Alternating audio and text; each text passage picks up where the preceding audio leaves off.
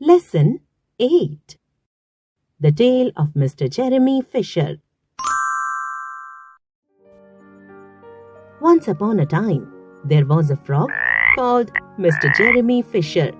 He lived in a little damp house amongst the buttercups at the edge of a pond. One day, he decided, I will get some worms and go fishing. I will invite my friends, Mr. Alderman Ptolemy, a tortoise, and Sir Isaac Newton, a newt, for dinner. Mr. Jeremy put on a mackintosh and a pair of shiny galoshes.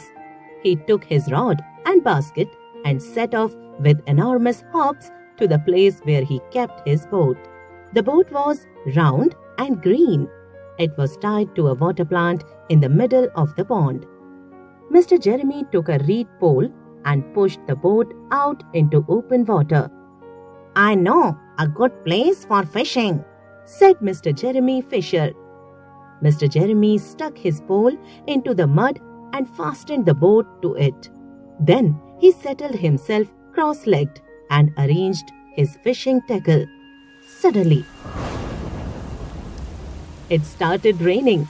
The rain trickled down his back, and for nearly an hour he waited to catch a fish, but nothing.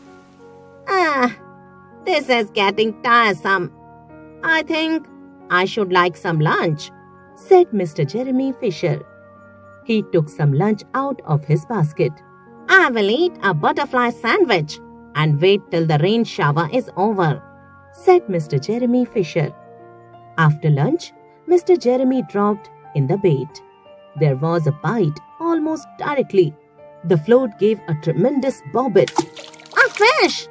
I have him by the nose, cried Mr. Jeremy Fisher, jerking up his rod. But what a horrible surprise! Instead of a smooth fat fish, Mr. Jeremy landed little Jack Sharp, the stickleback covered with spines. The stickleback jumped around in the boat and jumped back into the water. Then a great big enormous trout came up, kerflop, with a splash, and it seized Mr. Jeremy with a snap. Ow, ow, ow!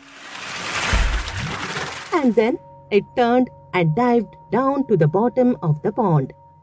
But the trout was so displeased with the taste of the mackintosh that it spat him out again, and the only thing it swallowed was Mr. Jeremy's galoshes. Mr. Jeremy bounced up to the surface of the water, and he swam with all his might to the edge of the pond. Mr. Jeremy scrambled out on the bank and hopped home across the meadow with his mackintosh all in tatters. I have lost my rod and basket, but it does not much matter, for I am sure I should never have dared to go fishing again, he said. Mr. Jeremy put some stickling plaster on his fingers, and his friends both came to dinner. He could not offer them fish, but he had something else in his larder. Sir Isaac Newton wore his black and gold waistcoat. Mr. Alderman Ptolemy Tortoise brought a salad with him in a string bag. And instead of a nice dish of fish, they had a roasted grasshopper with ladybird sauce, which frogs consider a beautiful treat.